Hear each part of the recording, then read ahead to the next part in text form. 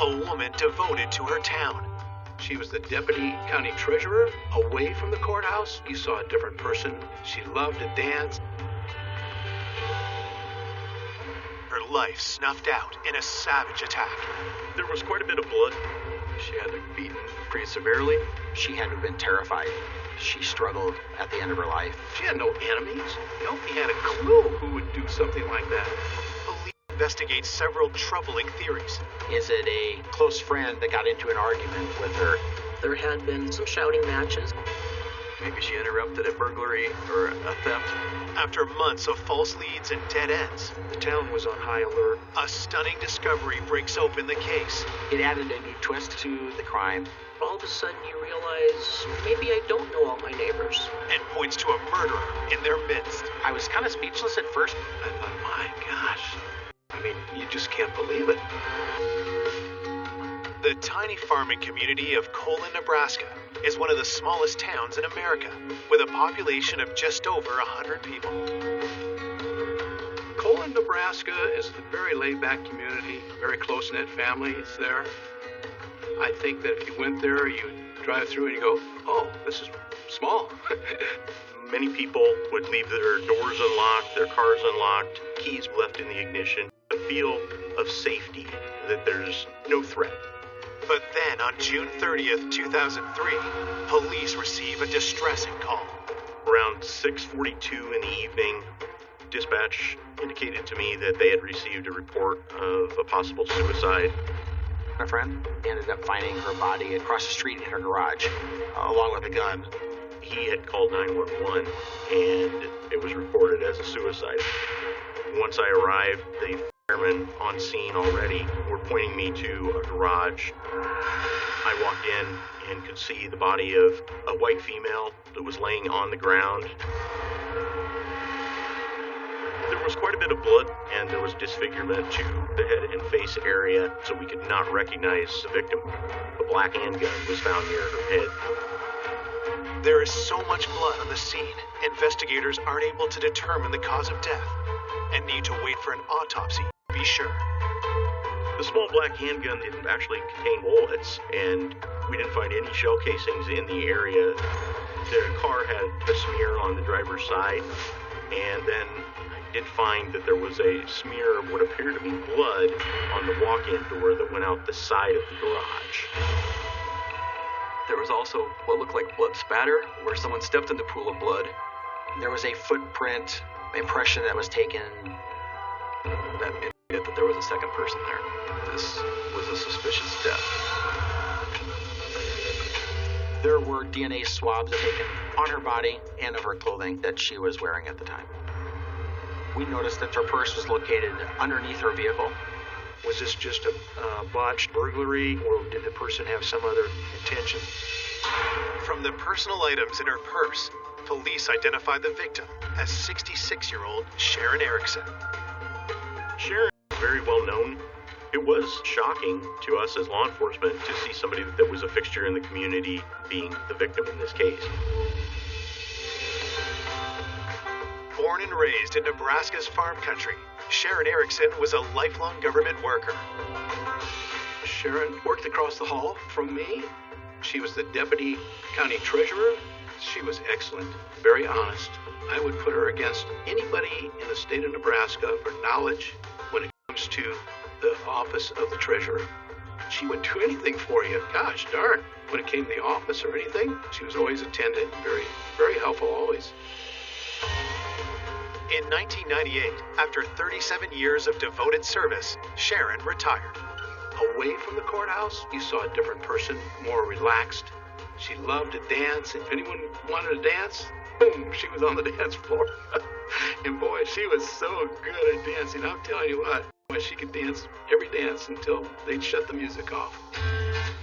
As a single woman, Sharon lived alone, but saw the people of Colon as her family. People used to go to the bar and have coffee. Well, that one closed. Sharon came over and says, I have a little front room in my house there. Would you come and remodel it and paint it for me? She had me fix that room up and gave the locals a key for coffee. Had a coffee pot in there. It was just somewhere they could go. she didn't charge him? That's the type of person that you're talking about. Police are at a loss when they realize Sharon was attacked just 50 feet away from the gathering spot she gifted to the town. Who could have wanted to kill her, and why? Detectives expand their search for evidence to Sharon's home. She lived in what used to be a grocery store and had converted it to her house. The other odd thing about Sharon's residence is that her garage was located across her house, and so to get to her car, she would have to walk out the front of her house and across Main Street. What or who could have lured Sharon out of her home and to her death in the garage? We did find some damage to the back door that appeared to be consistent with some forced entry. There was a cold chisel that was found next to the door that more than likely was used. We also did find that the phone line had been cut. There was at least some planning on the attack. Someone was obviously trying to prevent her from calling for help. Inside, there was nothing out of place. When we started going room by room, we found that there was a holster for a small gun in her bedroom near the bed, and the gun was missing. That, along with her bed not being made and the back door having damage and being pried open, we started to have a picture in our minds that this may have occurred in the middle of the night. Our assumption was that there was a burglary. She was alerted to the burglary because of noise coming from the person prying on the back door, that she got up out of bed, grabbed her gun, and went to investigate what was occurring before she was killed. As investigators continue to process the scene, they are interrupted by volunteer firefighter and village postmaster Rick Hartman. He was friends with Sharon. He actually was the one that found her body. Mr. Hartman appeared to be a little more interested in the situation than some of the other firefighters that were there. Mr. Hartman had to be asked on several different occasions to stay behind the crime scene tape. After it kept happening, it really alerted a lot of us to, why does he keep doing this? Is there something else going on? Is there something wrong? Rick's behavior makes officers immediately suspicious, so they approach him for an interview on site. During the interview, Mr. Hartman had indicated that he was really close friends with Sharon. When Sharon would leave town, she would leave a key in her post office box for him to check on her house, so he was trusted by her. Sharon would come visit him every day when she'd come pick up her mail. But Rick tells police he didn't see Sharon that morning. He was asked to check on her after a worried relative didn't hear from Sharon that evening. Rick Hartman, he had gone looking for Sharon. Sharon was nowhere to be found. Mr. Hartman opened the garage door, and you could see Sharon laying beside her car. Without prompting, he indicated that if it was a suicide, that she had a gun, knew how to use it. But we were very confident that there was foul play involved. When Rick is asked to make a formal statement, his demeanor abruptly changes. He said, "If you're going to arrest me, otherwise I'm leaving." I was taken aback. Why would he say that? Why would he do that? We needed to look a little harder at this person and find out what that was all about. Coming up, new evidence reveals a disturbing detail. She'd been sexually assaulted. I was definitely shocked. Small-town gossip sparks salacious rumors. There may have been more than just a friendship there. He was trying to hide additional evidence. And just when detectives think they have the killer in their sights, It had to be him. a startling truth is revealed. It sent shockwaves through the entire area. I went, what? You've got to be. Police investigating the murder of Sharon Erickson are speaking to her close friend, Rick Hartman. But when they ask him for a statement, Rick suddenly ends the interview. He was upset that he couldn't leave, and finally just told the investigators that, I'm going to leave, and if you want to arrest me, go ahead and arrest me.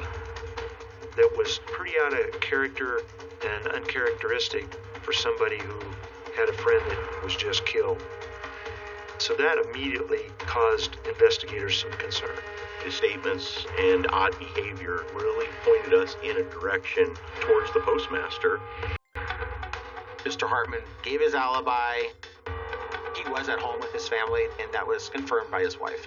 Rick never had any criminal record or had done anything wrong, so there wasn't a great deal of focus on him any more than anybody else. Rick's on the back burner for now, but investigators will keep him in their sights.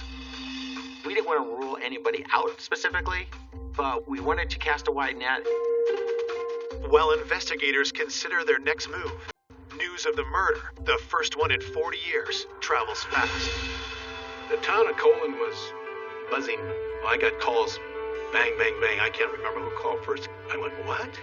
That's all I got, and I just was dumbfounded. I mean, I just couldn't believe it. When you hear of someone that you know and you knew for 25, 30 years, it's devastating. Everyone's just shaking their heads saying, how can this happen? How can this happen? Sharon's death was a big loss for our community. She had known so many people through her work, through her friends, and to not have her in the community anymore, that always creates a hole. Everybody spoke well of her. She was beloved by the people in the community. We didn't know where to start looking, so we tried to determine anything potentially that could have happened. Is it a close friend that got into an argument with her? Is it a neighbor that maybe didn't like her? The day after the murder, police canvassed Sharon's neighborhood. They questioned almost everybody that knew Sharon about, have you heard anything? Do you have any information that can help us? And I said, I have no idea. No idea. She had no enemies. Nobody had a clue who would do something like that. It has to be someone that we don't know. I mean, it has to be someone that came from town. While we don't have a lot of violent crime in the area, there was definitely one family that lived right behind Sharon that came to mind as somebody that could have been concerning. The investigators had made contact with Jim Mars. He was an individual that would get into trouble here and there. He wasn't real responsible. He associated with people that were involved in minor crimes such as burglaries, drug use. I asked what his relationship with Sharon was, and basically it was just an acquaintance. Mr. Mars would see her occasionally outside of her house when he was going to the post office or on Main Street. They would say hi. He said he got in trouble by her a couple times for mischief when he was younger, and she would yell at him. When we interviewed Jim Mars, he didn't know anything about Sharon's death, and he was so sorry that she died. Jim had been in Kansas doing a roof job. After he got back from Kansas, he eventually went to Wahoo, drank some beer with a friend, attempted to go to another bar. At that time, it was after closing time, and he drove the back roads home to Colon. He estimated he got home about 1:30 in the morning. Stayed up, watched TV, drank a pop, and then eventually went to bed. His mom confirmed the time that he came home. Everything seemed to be okay with his story. Investigators don't know the exact time of Sharon's death, so the 24-year-old remains on the suspect list. Before police leave, Jim gives them a tip. Jim had indicated that there was a trucker that always had interactions and always seemed to be bickering with Miss Erickson. The truck driver may have parked a little bit on her property and she'd get upset about it. He might have his engine running on his truck and it would bother her. She would bring it to his attention, and he would not necessarily comply with her request. It was no secret the two didn't get along. We were gaining information from friends that Sharon had had disputes with this man. Detectives must now determine if a run-in with the trucker turned fatal. A lot of the community members felt that the truck driver was doing things to antagonize her and to cause more problems between them. That was something that was public because there had been some shouting matches, some vocal exchanges about the fact that this truck was running all night. Some of the people in the community who knew that he wasn't overly fond with Sharon, they kind of rumored him to be a suspect. Maybe the frustration amongst the two had just finally boiled over. It just seemed suspicious.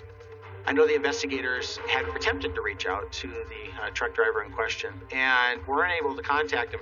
Police do all they can, but can't track down the driver's whereabouts.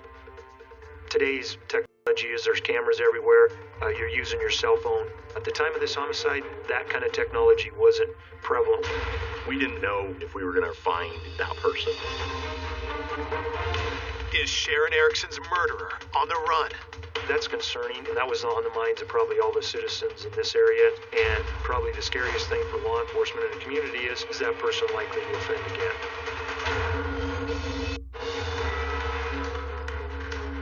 Police hunting the killer of 66-year-old Sharon Erickson have a new suspect, a truck driver she had clashed with several times. Had something escalated from vocal argument to some other level. Now, detectives fear the trucker has fled the area. We went door to door, asked people if they saw the truck driver. No one had any information about him, and it didn't appear we were any further along than we were the night we got there, and the town was on high alert. There's a murderer out there. It's hard to contemplate. A week after Sharon's murder, detectives received the autopsy results.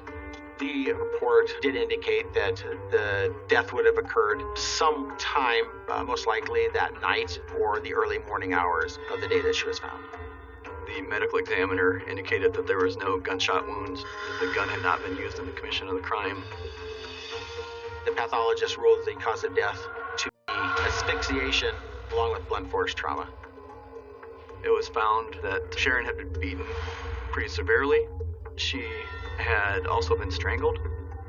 She also suffered some broken ribs and had some defensive wounds on her hands from fighting off her attacker. The autopsy contains one more disturbing detail. She had a small vaginal tear as well, which indicated that she'd been sexually assaulted. I was definitely shocked that there was a sexual assault involved. Totally unexpected. It added a new twist to the crime, which further led to more questions. It really makes you feel for the victim. She had to have been terrified for those few minutes that she struggled at the end of her life. During the autopsy, her underwear were taken for possible examination for DNA. This being pretty early in the DNA process in the early 2000s. Waited.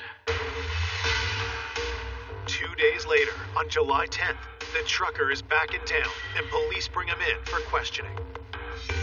He's not overly cooperative. He was reluctant to give any details about where he was, what he was doing. Detectives press the trucker on his relationship with Sharon. The truck driver wouldn't have called Sharon a friend. He felt irritated by the way she would overreact, I believe is how he put it.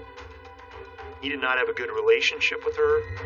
But the truck driver vows he's no killer. He told us he was out of town at the time of the homicide. He was in Wyoming or Colorado. He was hundreds of miles away and had receipts to prove it. Officers were sent off to corroborate the receipt. He was asked for a DNA sample and a polygraph, and he refused. Was the trucker hiding something? It's just one of the things that you can add to a list of items that if there's too many on that list, it's a problem. With nothing concrete linking the trucker to the homicide, detectives have to let him go. Law enforcement officers were in the process of interviewing and chasing down alibis. We've been following up with people, but there was not a lot of new information coming in, and not a lot of credible information. With Sharon's murder still unsolved, the community remains on high alert. Before this happened, it was probably one of the safest places you'd want to be. Everyone's on their toes. You know, you drive up, you lock your car, you lock your house, you watch everything. There's a lady that just retired, 60-some years old. Who could do this? It just was a shock to the whole county.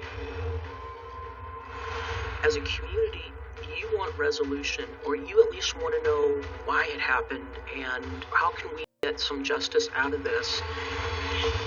Although the entire town is mourning the loss of Sharon, Rick Hartman seems to be taking an unnaturally keen interest in the investigation.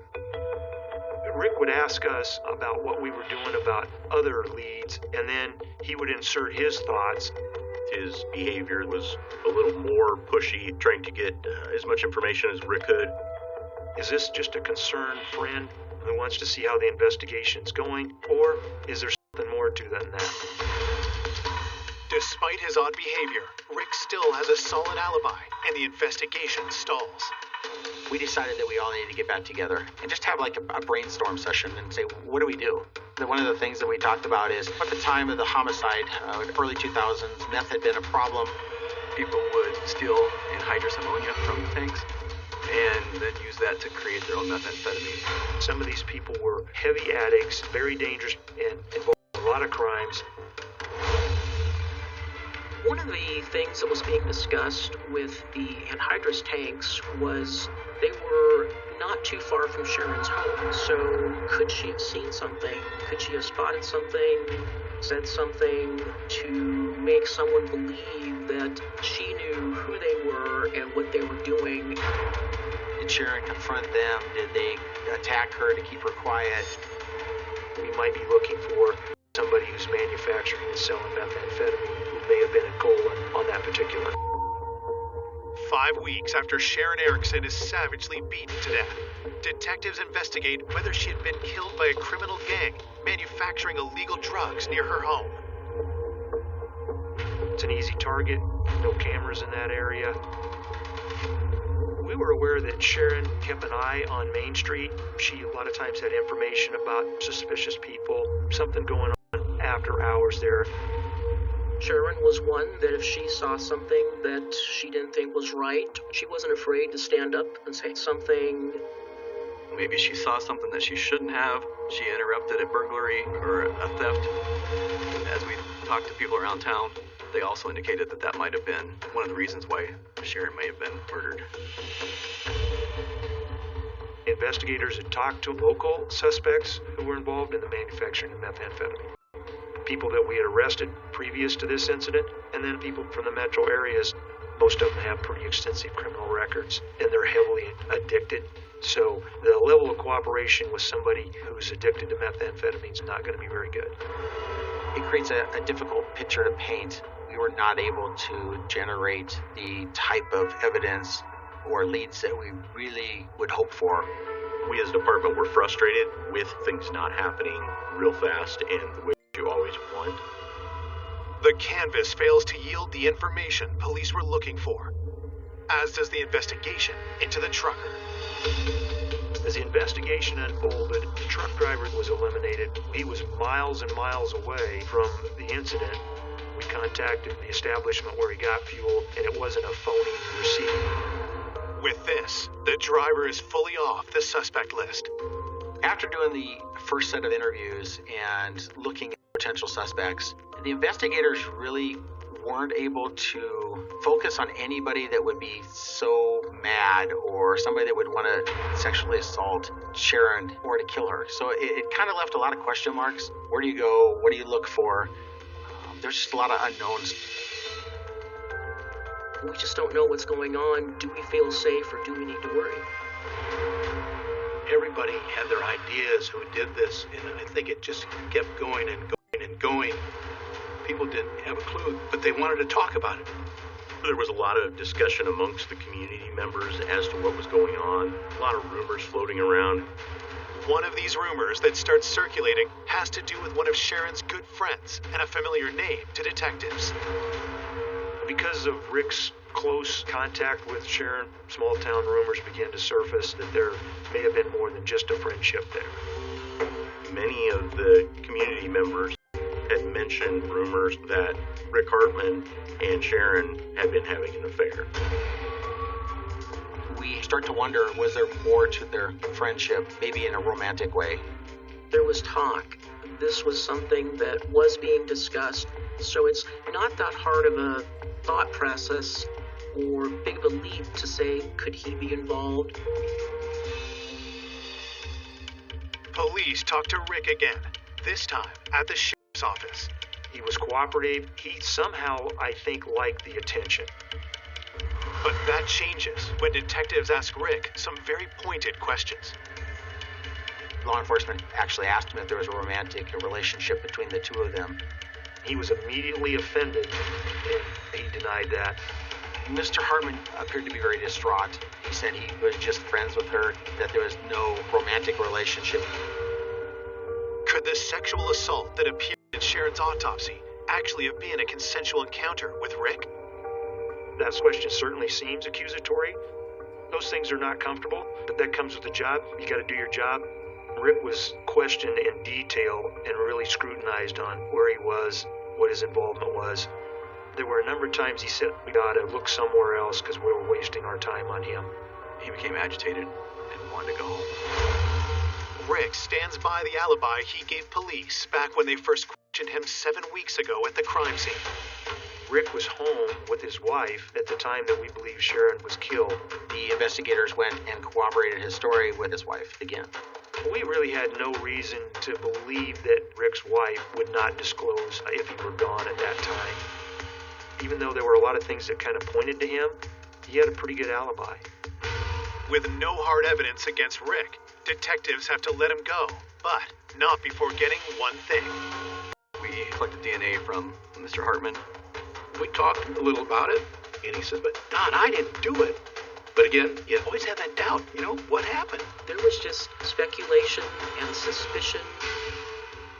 2 months after Sharon's murder, detectives finally receive results from the forensics lab. They had tried to do analysis on some of the items which were collected at autopsy to come up with a DNA profile. Will this be the break detectives have been hoping for? We're really needing something such as that to come through for us. 2 months after the murder of Sharon Erickson, police hope the DNA results they've been waiting for will confirm who they suspect is her killer.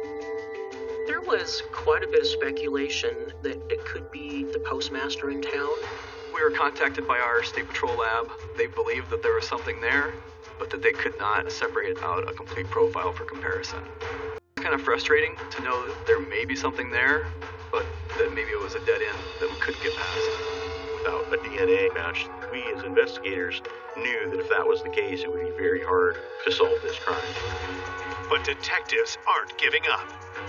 The Nebraska Medical Center could test smaller quantities than the State Patrol Lab could do. So we made a determination that we would take our evidence and send it in to the other lab and have more DNA testing done.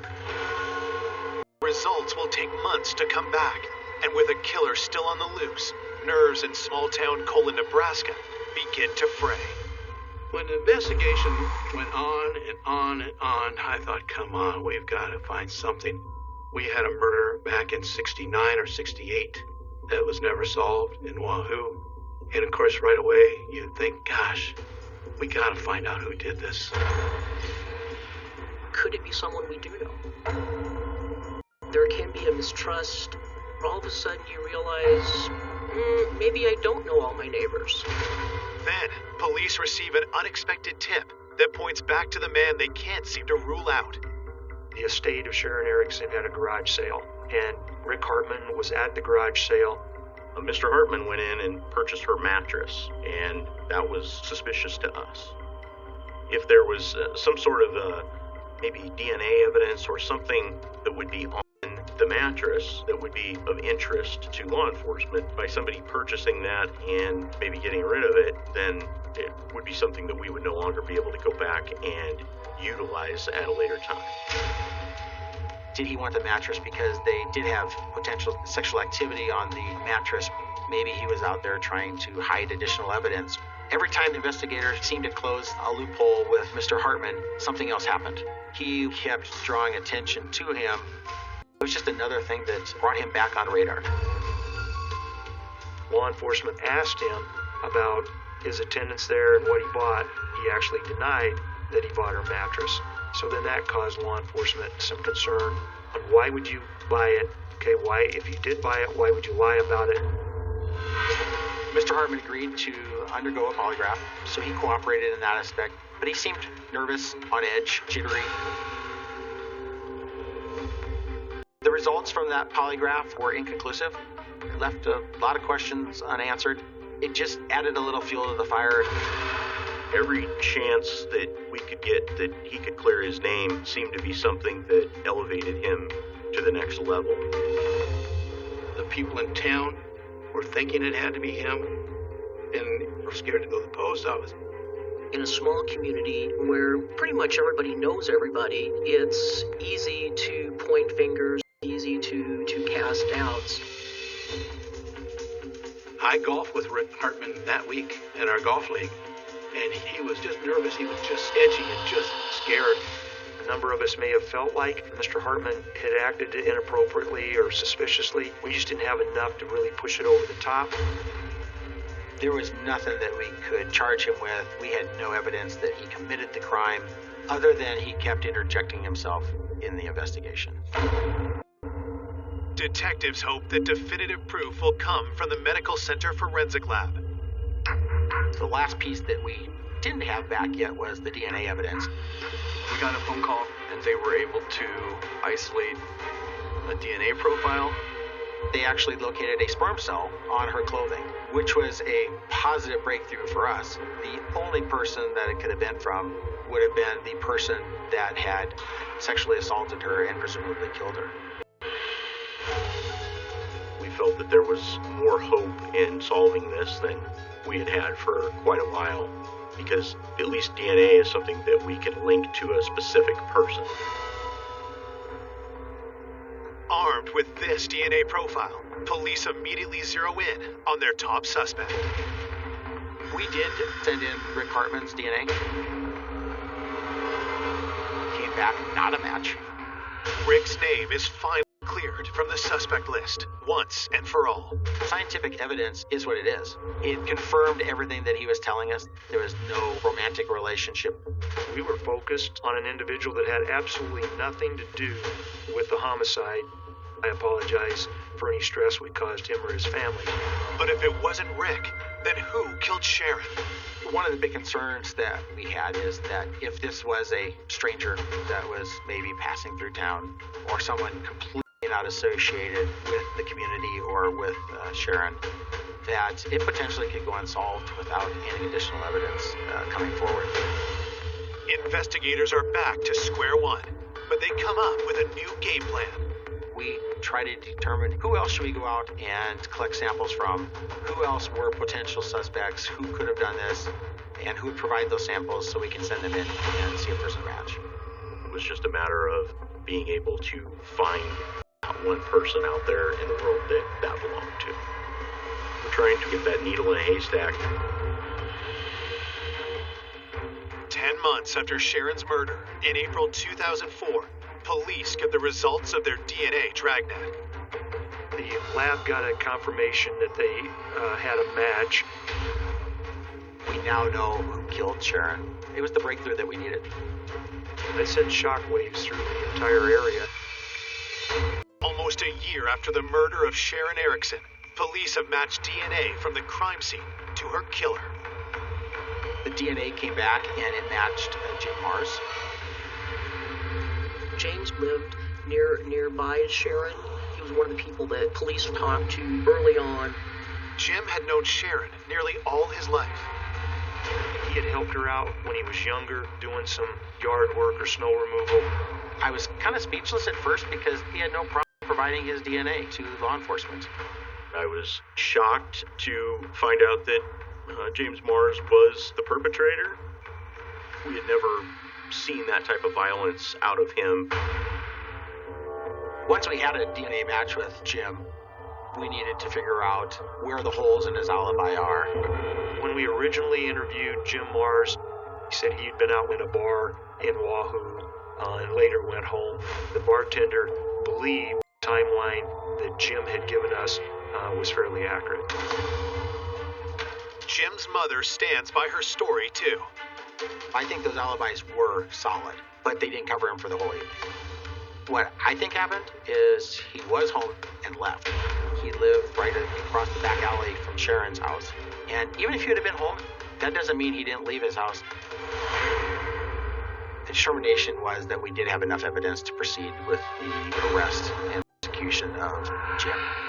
We went to his residence very early in the morning, and he answered the door, and we placed him under arrest. He was shocked that he was being arrested, that he was considered the suspect. We brought him in to interview him. Police try to establish a motive. That was one of the unique things in this case, to find out and even just try to resolve that big why. Why would that even happen? He was reluctant to give any details. There were a number of times he said, I don't remember. He sobbed at times. He said he didn't have anything to do with it, denied that he had any involvement. When asked about the sexual assault, he stated that Sharon was an old lady and he wouldn't do that. And from that point on, he stated he wanted an attorney, and we stopped our questioning. We had filed charges for first-degree homicide, sexual assault. News of the arrest hits the community hard. This was very unexpected. I thought, my gosh, something's wrong here. I mean, you just can't believe it. I was hoping that they'd catch someone that I did not know the family. The reaction in town was split. There was definitely a thought that, oh, it couldn't have been him that did it. And then there were supporters that, well, we thought maybe it was him. While investigators are confident that DNA evidence will be enough to get a conviction, they get even more ammunition against Jim. We had at least 5 inmates come forward with information that Mr. Mars had confessed to them. That he struck her, strangled her, killed her. These inmates were going to testify against him, that he had confessed to them. With this information, investigators piece together what happened the night of the murder. Jim was at the bar, like he said. He had a few too many drinks at some point. Went home. He wasn't able to sleep. From what he told the other inmates, he was looking for some money. He thought Sharon may be an easy target. He was just going to burglarize her house. He climbed over Sharon's fence in the backyard, cut her phone line so she wouldn't be able to call anybody, pried her back door open, and ended up kicking the door in order to go see if he could find her purse or find some money that was laying around. Once that back door was kicked in, Sharon woke up. He was confronted by Sharon, who was holding a gun, and threatened to shoot him at that point if he didn't leave. Sharon went to call 911, and her phone line was dead. She kept her cell phone in her car for emergencies. Sharon ran across the street to get into her car. Jim chased her down, caught her, and ended up attacking her. Punched her, and then eventually choked her to death. There was a sexual assault. He refused to talk to the inmates about that. Had he not sexually assaulted her and we didn't have any DNA, we would never have it solved. When you have a sperm cell that was a perfect match, there's nobody else that could be responsible. The chance of this being another person was out of this world. With the evidence we had, this was a slam dunk for his conviction. On August 15th, 2005, Jim Mars pleads guilty to second-degree murder. He is sentenced to life with no possibility of parole. When I found out there was a sexual assault that went along with the slaying, I was just furious. What kind of person would do something like this? You've got to be kidding me. And the community was appalled. I was happy that we finally got closure. He did it. He's locked up. Sharon was the one that suffered the ultimate loss. And that's what the investigators put in all those hours of work for and give her her last... On the 14th of January 2016, police are called to a home in Lancashire, England, after a woman fails to show up for work.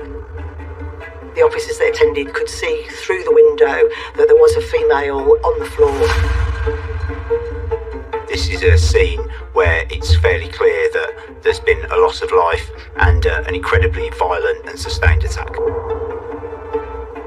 A peaceful rural community is rocked by a devastating murder, leaving residents confused and frightened for their safety. This is a savage, targeted attack. There's nothing that could possibly compare with the brutal savagery of this murder. The residents are absolutely horrified. How could this possibly happen? And would they be safe themselves? Would this person strike again? Often people think, will the offenders come back? Will police be able to find those responsible for such a barbaric killing of an innocent woman?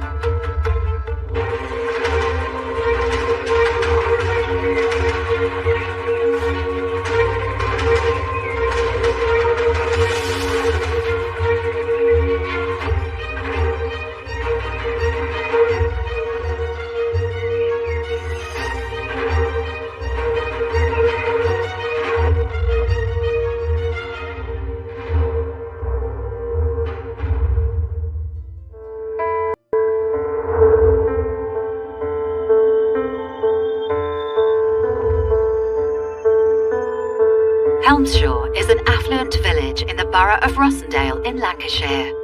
Historically known for its rich industrial heritage, it is a place of scenic beauty, with a peaceful atmosphere and strong community spirit. Helmshaw is a nice little village in the east of Lancashire. It's about 16 miles away from Manchester, 12 miles away from Burnley. Used to be a mill town, but over the years the industry's faded away. Fairly low crime, quite a bit of money there, nice cars, nice houses. Generally a nice place to live. Helmshaw is in a lovely part of Lancashire. It's in the Rossendale Valley. It's on the moors, which can be awfully bleak. Beautiful in summer, but very, very cold in winter.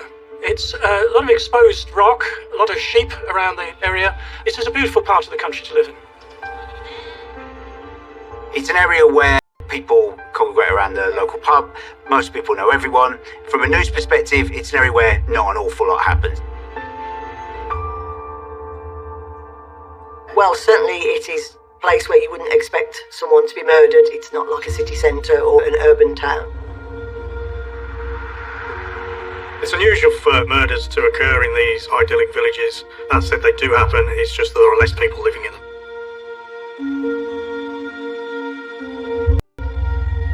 Sadie Hartley is a 60-year-old mother living in Helmshaw. She's a respected businesswoman and valued community member. Sadie Hartley was a 60-year-old mother of two, a very successful businesswoman, very outgoing, very adventurous woman. Her daughters would say that she never had a bad word about anybody. She didn't like confrontation. She would always talk things out. She was very much liked, a decent, hard-working woman. Sadie worked in intensive care medicine and had devoted her life to that kind of career. At this time, in January 2016, this was a very exciting time. Not only was she just getting ready to pack because she was going to join her family on the ski slopes of Switzerland, but she was looking forward to retirement and to spend more time with her family, particularly now that her daughter had become engaged. Sadie has a reputation for being reliable, so concerns are raised when she does not show up for work on the 15th of January 2016. One day she simply doesn't turn up for work, which is incredibly out of character. This is a diligent, focused, hard-working individual who's conscientious and certainly wouldn't normally let somebody down like that and not turn up for work. Concerns were raised over Sadie when one of her co-workers contacted the police to say that she hadn't been into work that day and they were concerned for her safety, so officers were sent round to the address. Co-worker had rang the police and said that she hadn't seen Sadie for about 24 hours, hadn't heard from her, which was unusual, and that instigated a visit from the police to Sadie's home address. So, having received a 999 call of that type, particularly if someone says it's unusual and out of character, police would carry out what's called a safe and well check, going essentially knocking on the door, seeing if they got a response. If they didn't get a response at the door, seeing if there's any sort of sign of disturbance, forced entry, looking in windows, maybe speaking to neighbours, that type of thing. So police visit her home. They're not necessarily expecting anything untoward. Maybe she tends a horse, maybe she's fallen over somewhere, maybe she's ill, maybe some minor things happened. Officers conducting the wellness check peer through the windows of the property. On this occasion, the officers that attended could see through the window that there was a female on the floor and what appeared to be blood around her. This is a scene where it's fairly clear that there's been an incredibly violent and sustained attack. Immediately, those officers would have looked for any signs of life. You know, the first building block of policing and investigation is preservation of life. They would have looked for that, but if they didn't see any, established there was no life, then they would have stood back and looked to preserve that as a crime scene. My first initial assessment of that crime scene was how little blood was present. Given the injuries, I would expect to find a lot more blood patterns on the wall, etc. On looking at Sadie, it was clear to the officers that she had multiple stab wounds that appeared to be in her torso and in her legs, and she was sort of half in and half out of the doorway. She'd clearly been dead for some time, with countless knife wounds. On seeing injuries of that type, it would straight away be obvious that the likelihood is that the officers would be looking at a murder, not something that had happened accidentally, and again, highly unlikely self-inflicted. The more injuries, the more likely the thought process is this is an attack that was sustained and potentially could have been caused by somebody known, but obviously at this time it's impossible to say. I was the on-call scientist, and I first received a phone call early on the Saturday morning from the crime scene manager. There was no known suspect at the time, so I got called because my area of expertise is footwear evidence. The crime scene investigators had identified what they believed to be a footwear mark deposited in blood. The first thing the police would have to consider, confronted with this horrific murder, was who are the suspects? Who has got a motive? How could this have happened? And their first thoughts were, she must have opened her door because there's no sign of a break-in. But equally, there's no sign of a disturbance and no sign of anything being taken.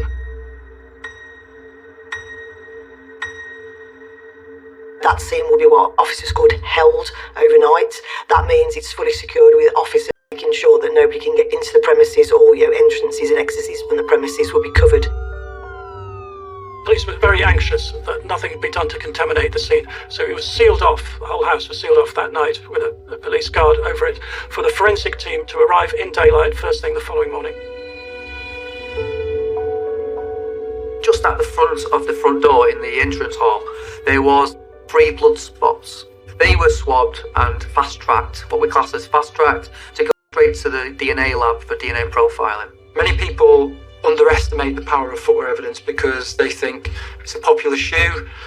Lots of people have those types of shoes, so it could have been any one of those shoes. But that's not strictly true, because as you wear your shoe, they begin to wear down in specific areas to a specific degree, but then also you can pick up lots of little cuts and lots of little scratches on the bottom of your shoe that make your shoe unique because they're random. And if any of those features are then reproduced in a crime scene mark, it's possible to say that that is the shoe that made that mark. So at the very beginning of the investigation, there'll be a briefing. This will be to set out the parameters of what is known at this point. So it will be described about the finding of the body and what we already at this stage know about Sadie and her family.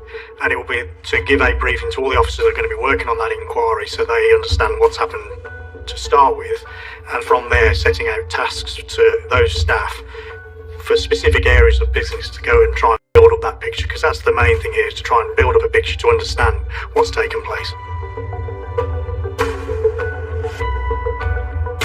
It was evident that this was immediately a murder scene and a criminal investigation. This person is dangerous, they need to be caught. With the investigation in full swing, police are working around the clock to find evidence and identify those responsible for her murder. Authorities are determined to bring justice to Sadie and her family.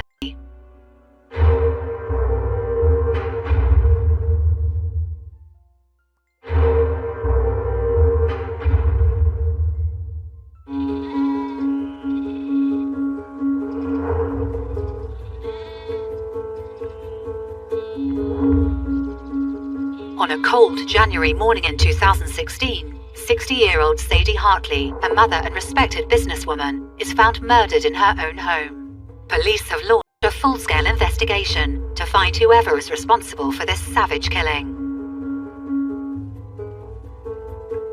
So you would want to know who your victim was, the lifestyle of your victim. You'd want to know who the family are. You would deploy a family liaison team. They would work directly, essentially, to the senior investigating officer. So Sadie lived on quite an affluent road where it was in a cul-de-sac, so only one road going in. It's described as quite an affluent cul-de-sac, quite big, expensive houses, expensive cars, one way in, one way out. A type of street that really, unless you were living there or visiting, you wouldn't have any cause to go down. The scene was held straight away. When crime scenes are like this found, then the important part is to do it slowly and to do it correctly, to make sure that all evidence is gathered, because at this point it's really unclear what's taken place. To do that, you'd bring in a crime scene coordinator, essentially other forensic experts, to try and understand that scene. That process can take a long time, which means that often that the body of the individual will stay in that location, potentially for up to a couple of days. So we'll be discussing the scene, what options are available to you at the crime scene, so what forensic opportunities, what's the area like, is it built up, is it countryside, is it rural? At this point, there is no time scale for that murder, only that she's been found because police have been attended. It's not known at this time how much earlier in the day or the previous day the murder would have taken place. There was obvious footwear marks in blood in the centre of the entrance hall. So the first task is what type of shoe has made this mark. And we can identify it as being made by a steel toe cap work boot. We identified the pattern, we then worked out the size, and we gave it a size range of between a size 9 and a size 11. So we knew that the shoe that had made these marks in blood were within that size range. Police need to determine a motive for Sadie Hartley's murder. They speak with family, friends, and colleagues to uncover any possible conflicts or tensions. So the first rule is don't disturb the evidence and don't disturb the crime scene. You immediately seal that off. But at the same time, you have to also see what has been stolen, what has been taken. Was this person looking for something? Were they looking for expensive items? It doesn't appear that anything has gone missing. In fact, the house is largely, apart from this appalling scene in the entrance, completely undisturbed. This was somebody that was determined to take somebody's life. It was an extremely violent and unusual incident. First call was obviously to Sadie Hartley's partner, Ian Johnson, who was at that time in Switzerland expecting Sadie to join him.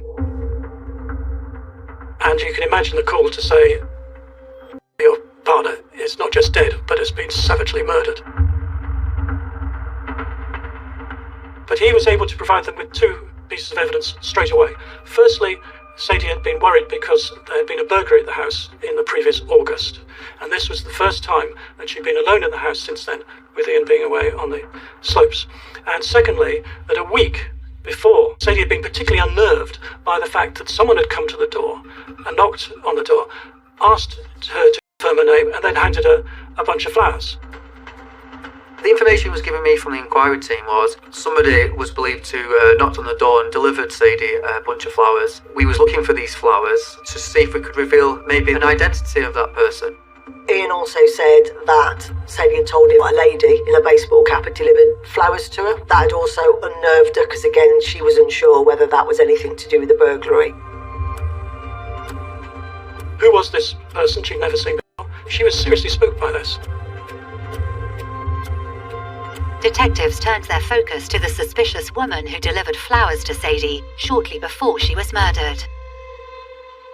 This is a cul-de-sac, and so you tend to only go down into the road if you're specifically going to an address. You cannot cut through. This isn't a road that goes as a thoroughfare to anywhere else. So as a result of the house-to-house strategy, that's where they identify the set parameters that are most important to the scene, and they set a questionnaire asking local residents, what did they see? Anything out of the ordinary? And one of the residents did say they'd seen a woman that they didn't consider unusual at the time, but it's a line of inquiry that you don't ignore. The officers that were looking into the CCTV recovery, when they recovered some of the footage from the road that Sadie lived on, they noticed a Renault Clio going up and down the cul-de-sac.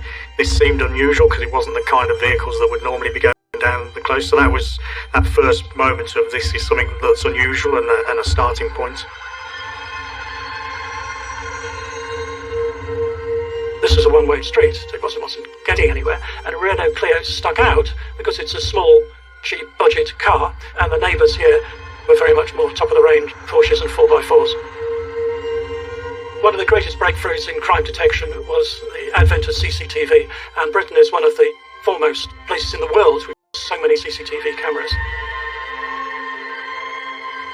So any part of a murder investigation, there'll be a CCTV strategy to determine about how much there's going to be a footprint of CCTV recovered and over what time scale, because it isn't just the moments of the murder.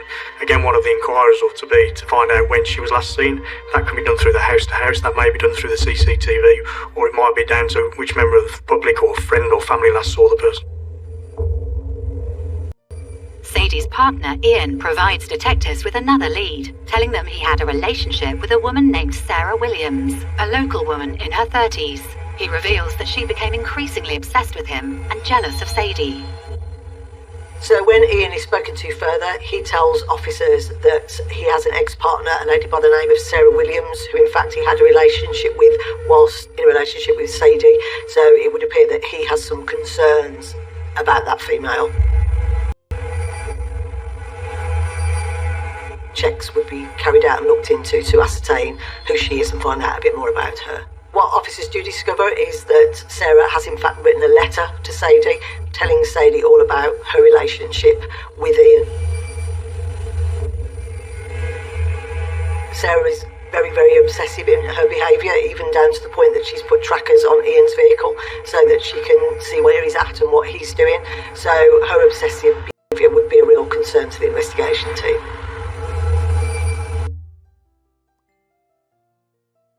Because she was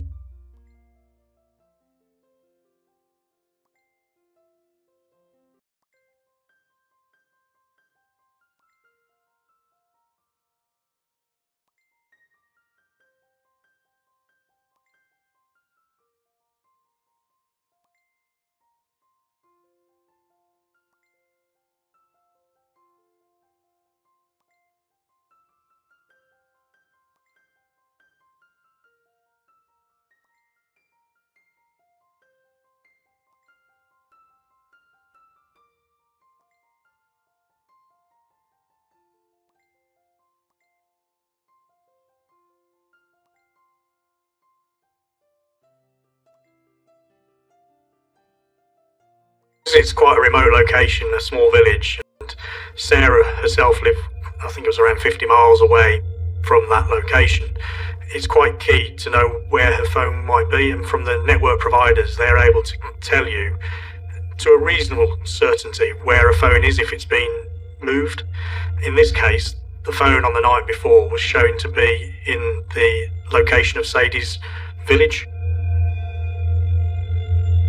So police immediately start looking at this Sarah Williams individual that Ian had this affair with, this dysfunctional on-off affair, which had clearly ended quite badly. And looking at her mobile phone data, they can place her in the area on the day that these flowers were delivered to Sadie's address. It's not an area that you'd immediately obviously go to. This isn't an area with lots and lots of different things to do. This isn't a busy city centre.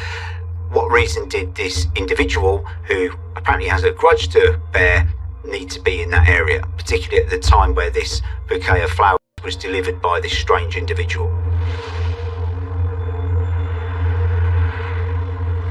So the hypothesis, and this would be my hypothesis, that she's a woman scorned from a relationship with Ian, didn't like it, she's found out where Sadie lives, and she's gone and delivered flowers to the address to make sure she's got the right address. The police immediately had a scenario in their mind that Sarah Williams had been in Helmshaw, was involved in the delivery of flowers in what was clearly a dry run for the murder. They had to arrest this woman now. Yes, at 2:45 in the morning, the Cheshire Police smashed in the door of Sarah Williams at her home in Chester and found her in bed and arrested her on the spot.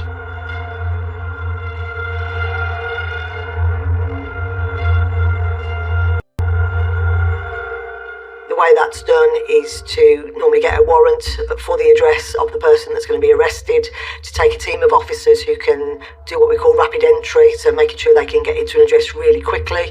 The reason for that is to make sure people don't have chance to destroy evidence, throw things out of windows, delete messages on phones. So very much a rapid entry into the premises, so they force entry through the doors, followed by some of the investigation team.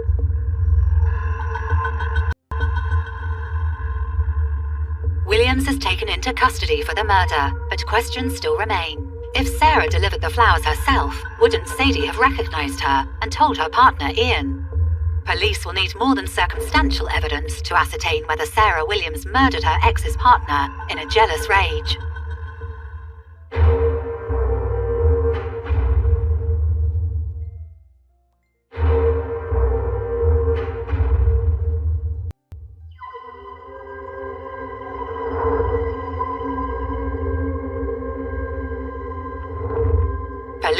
Lancashire have just arrested 35-year-old Sarah Williams on suspicion of murdering 60-year-old Sadie Hartley in her home in Helmshaw on January 15, 2016. Williams, who is in a relationship with Sadie's partner, is believed to have become jealous and obsessive after he ended the relationship, raising suspicions that Williams had motive for the brutal killing.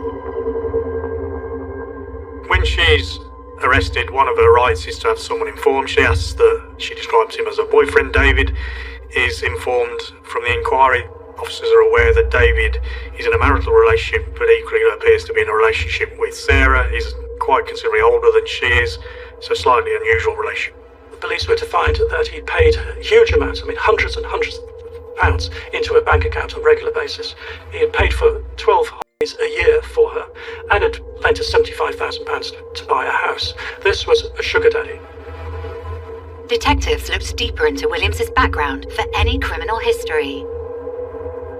Sarah Williams had never been arrested before. She'd never been in custody, and I was quite surprised by her coolness, her calmness. Someone who's never been in custody before. It was a bit of an anomaly, really. In this case, there are a number of messages between her and Ian that are shown within the phone. They look within the notes of the phone and see that she's made some kind of fantasy relationship between her and Ian about how she'd like to be with him. This would be unusual behaviour. We know that the relationship had finished a couple of years earlier, but it clearly shows that she hasn't moved on from that. She's still got affections towards Ian. On her phone, they found evidence of the number of text messages she was sending Ian, and she'd also written little essays about him, how she'd fallen hook, line and sinker for him. He was the greatest man in the history of the world. She was head over heels in love with him, and once he had dumped her, this was almost as if her world had come to an end. Police learned that Sadie's husband, Ian, had maintained contact with Williams in the months following their relationship ending. So, obviously, a key part of the investigation is to look at the content of Sarah's phone once she's in police custody. And what they find is there's lots of messages between her and Ian. It's clear that the relationship has ended. However, for some reason, Ian does keep in contact with her occasionally. It would appear maybe just to keep her on side because he's aware of her obsessive behaviour. Every now and then check in with her, which again might seem a little bit strange, but he's obviously got some sort of concerns about her and the way she is. So in her early interview, she was talking to officers. She decided she would talk, and she was asked to, firstly, and it's always the first question when the interview starts, is have you committed the murder? She said that she hadn't. She then described how she was at home alone at the time of the murder and denies any involvement within it. She could have been telling the truth, and that was important because the investigation is there to gather facts and gather evidence. They're not judge and jury. They are just there to gather the facts and gather the evidence so that can be presented before a court and before a jury. Police are very conscious that even though they have their prime suspect in custody within 24 hours of the investigation starting, and that they have some very promising evidence, albeit unproven, but they only have 3 days to create a case strong enough to charge. The clock was ticking. This was a race against time.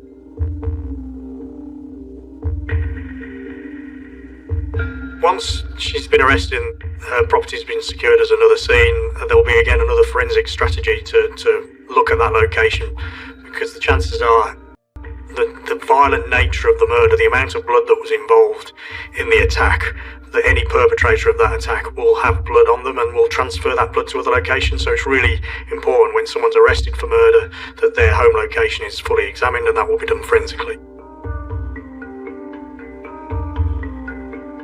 Upon searching Williams's home, police uncover more incriminating evidence. When police are searching a suspect's home, they're looking for evidence that attaches them, one, to the individual that's been murdered, and two, evidence of that they were there present at the crime scene.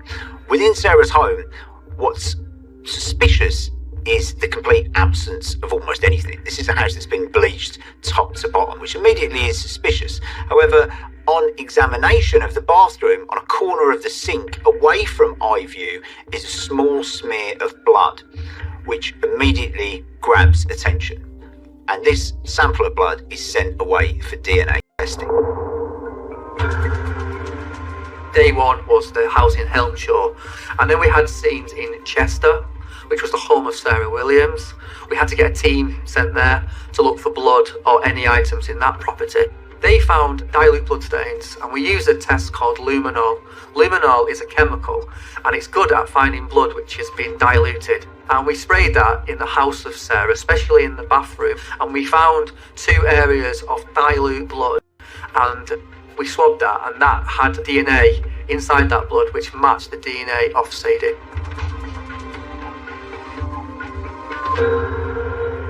Whilst they're investigating, obviously the fact that 7 days earlier some flowers delivered by a person that isn't known by Sadie, this would raise some concerns that there's potentially an accomplice working with Sarah. So officers will start to look at building that intelligence picture around Sarah to understand who her associates are and who she mixes with, to see if that links then into this unknown person that came to the address. Police start thinking that Sarah Williams knows about the flowers and very much doesn't approve of Ian and Sadie still being together, and they start to think that someone else had delivered these flowers. Had Sarah recruited some sort of accomplice? The second round of interviews probed her relationship with Ian. She told them that she had met Ian when she was a ski instructor at the Manchester Chill Factory, and that she was immediately smitten and they'd started a relationship. So police are trawling through Sarah Williams' Facebook profile and her Facebook friends. They go through and they find an individual called Katrina Kit Walsh. Katrina Walsh is somebody that's got quite severe alopecia. She doesn't have much hair, she's largely bald, and because of this she regularly wears baseball caps and she regularly covers the top of her head.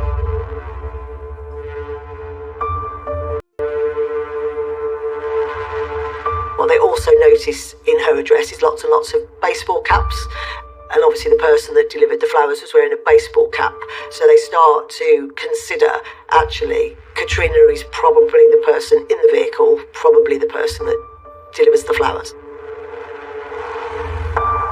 So police start trawling CCTV all across the area, and this is an immensely time-consuming, painstaking operation. They find what they think is incredibly interesting, CCTV in a big Tesco superstore of Katrina Walsh and Sarah Williams together. What are they doing? They're buying a cheap bouquet of Tesco flowers.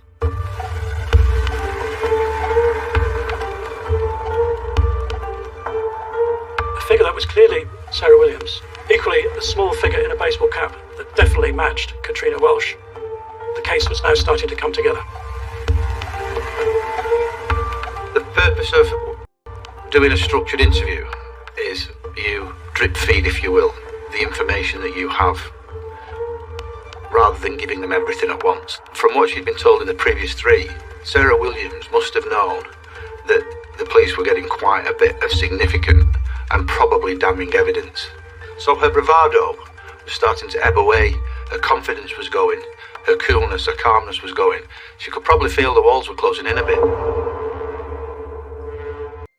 Part of her next lot of interviews, Sarah is told by the fact that her friend Katrina is now also in police custody, and what officers note at this point is this is the first time she shows any sort of emotion or shock or any response to their questioning. The following day they have some forensic evidence come back, and what that forensic evidence shows is that in the collar of Sadie's jumper there's a barb that looks like it's come from a stun gun, so this is a really significant piece of evidence to suggest what may have happened to Sadie prior to her being murdered. In this case, we walked through and I was there with the pathologist, and we noticed a piece of what we class as metal in the clothing. A couple of days later, I examined this said piece of metal which was found on the clothing of Sadie, and I can remember this moment quite distinctively, and I can remember jumping up off my seat in the lab and saying out loud, what has a point and has an electric current towards it?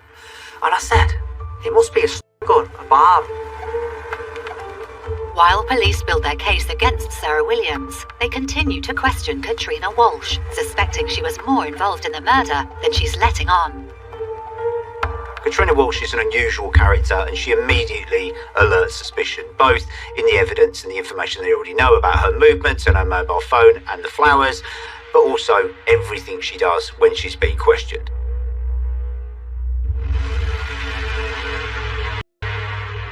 What one piece of evidence that comes from Katrina Walsh immediately is she says she's got such a bad memory, she always writes things down. And this immediately gets the police interested. What has she been writing down? Where is this information? What does she actually remember? As soon as Katrina Walsh reached the police station, almost as soon as she got into the custody suite, she was immediately telling the police that she had this terrible problem with memories and all this sort of stuff. But she did know a friend. Sarah was an intimidating figure, and she was scared of her, and she was worried what she could possibly do. Katrina Walsh is all over the place. She is also saying things that immediately arouse suspicion. She's saying she's terrified of Sarah Williams. Sarah Williams is dangerous. She might try and kill her, but also she can't remember anything. She just knows that whenever she sees Sarah Williams, she's immediately afraid. So, as a result of Katrina being arrested, searches are conducted at her home address, and what officers find at her home address are diaries in which she is detailed in quite some finite detail, being involved in the planning of Sadie's murder, about her excitement about being involved in a murder plot, and yes, some generally quite concerning content that suggests she's fully aware of the plan to murder Sadie and is party to it.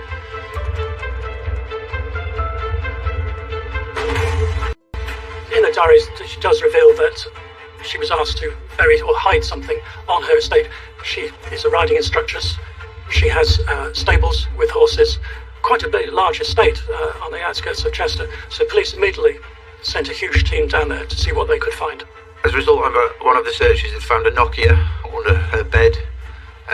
It was an additional phone. It had quite a bit of information on location and the contact or attempted contact that Sarah Williams had tried to have with Sadie at work.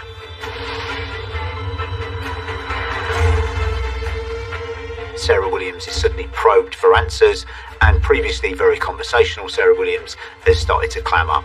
Suddenly long answers that she delivers with confidence have been switched to sharp no comment. It was now Katrina Walsh's turn to be interviewed, and she came over as a pathetic figure. She sort of collapsed on the floor, and she had to be helped up, and then came a whole gushing account of the relationship she said she had with Williams, how she was scared and frightened and was convinced that she was capable of murder.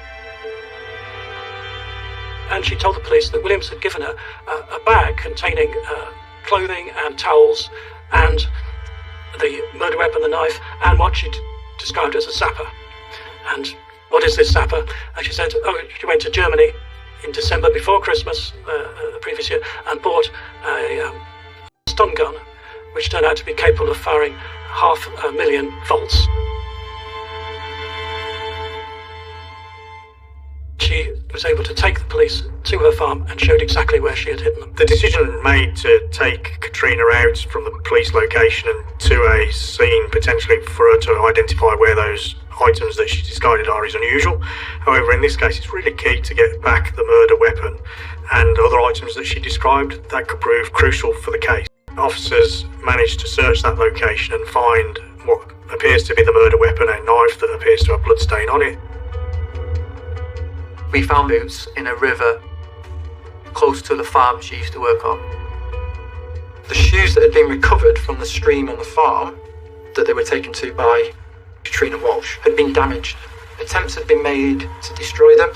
So we did a direct comparison of the remains of the logo to all the different logos that were available that produced this pattern of shoe, and we narrowed it down to just one, specific to the shoe shop Dykeman's. They then looked at the CCTV from within the shop at the same time as the till receipts, and they identified Sarah Williams at the counter buying the steel toe catwear boots. Officers at this stage will still need to be forensically proven. We're quite excited by that recovery. Whilst Sarah is still in custody, the forensic evidence from the blood that was found at her home address, the report comes back around that to confirm that it is Sadie's blood. This then would be put to Sarah for her to explain how Sadie's blood is in her sink at her home address. So the SIO had a decision to make.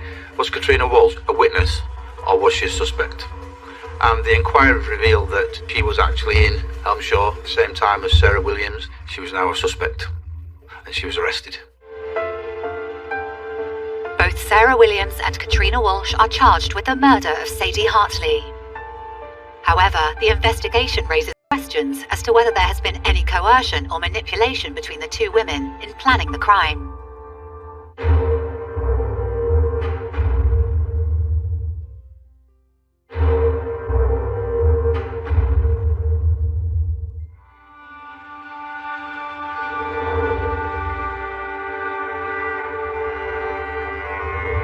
Police in Lancashire have just charged two women, Sarah Williams and Katrina Walsh, for the murder of 60-year-old Sadie Hartley, who was stabbed to death in her own home in Helmshaw on the 15th of January 2016.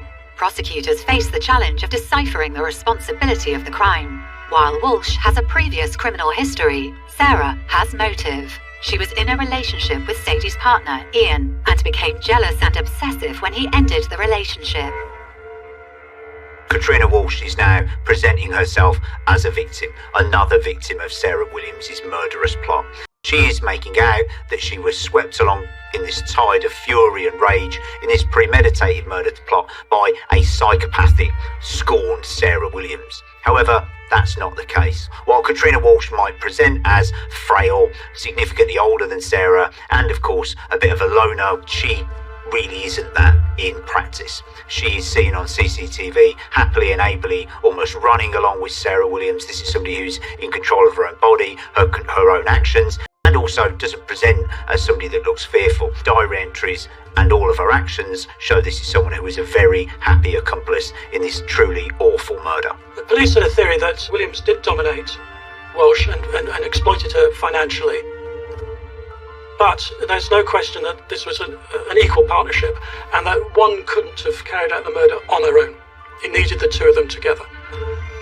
The trial of Sarah Williams and Katrina Walsh begins on August 17th, 2016.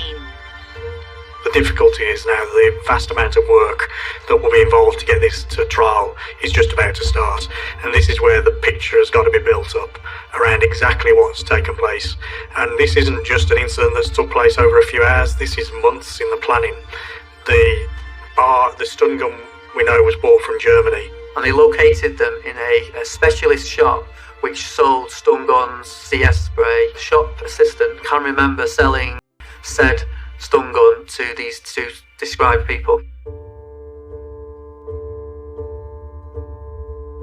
So research is done obviously to when they were in Germany, and this transpires to be some weeks before. So again, builds to the picture of this wasn't an impulse killing, this is something that's been planned over a period of time.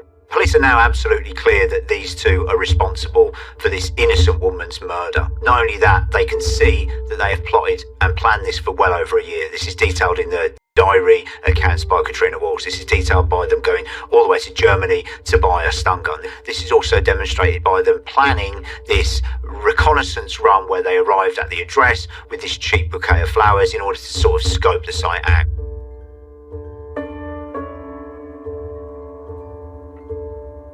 When it comes to court, both of them plead not guilty, so a trial is held. This is unfortunate for the family because this means they now have to sit through the terrible trial and hear all the details of what's took place. It doesn't give the family any kind of relief from that. Both Williams and Walsh pleaded not guilty in court, forcing Sadie Hartley's family to endure the painful and gruesome details of her murder. The family of Sadie Hartley have to then listen in court, not only to these two individuals lie and lie and lie about what truly happened to their beloved mum, even if you're expecting a guilty verdict or somebody is pleading guilty. When you're getting there and you know that they've pleaded not guilty, it turns what's an appalling nightmare into a longer, more harrowing ordeal. On the 17th of August, they're convicted of the offence and sentenced. At sentencing, Sarah gets 30 years with a life sentence, and Katrina also gets the life sentence with a minimum terrace of 25 years.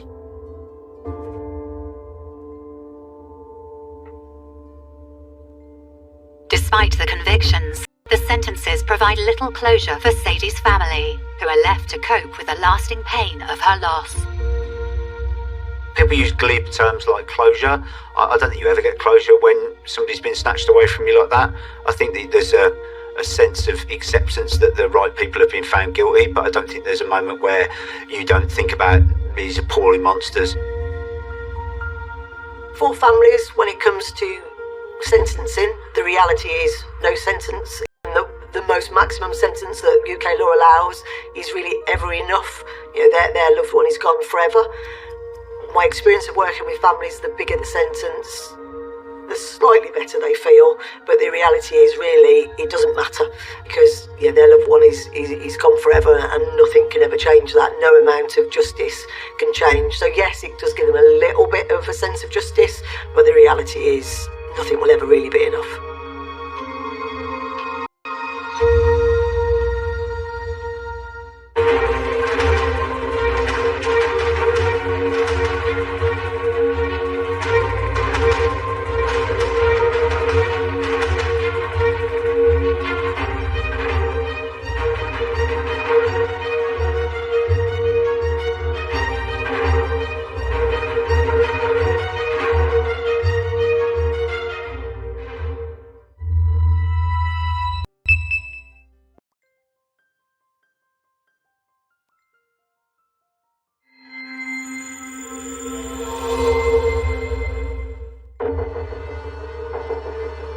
In rural South Carolina in the early 1970s, there was a spate of unexplained disappearances. Kim Gilkins was a girl that went missing in Charleston. Janice Kirby and Patricia Alsbrook, they both went missing. There are others that went missing. They vanished into thin air. It took 5 years before police realized that all of the missing people had one acquaintance in common: Donald Pee Wee Gaskins. He had a propensity to kidnap and kill youth who were like a runaway type of individual who would not have an immediate cry that they were missing. As investigators traced the thread of his crimes, they struggled to pinpoint a motive. He was just an evil person. I mean, he killed people for really no significant reason. It didn't bother him. He had no remorse from it. It was an urge that had started in Gaskins when he was still just a boy. If he could make a weapon out of anything, he would figure out how to do it. From the moment he could walk until the day he walked into the execution chamber, Donald Pee Wee Gaskins was drawn to violence, making it inevitable that he's now recognized as one of the world's most evil killers.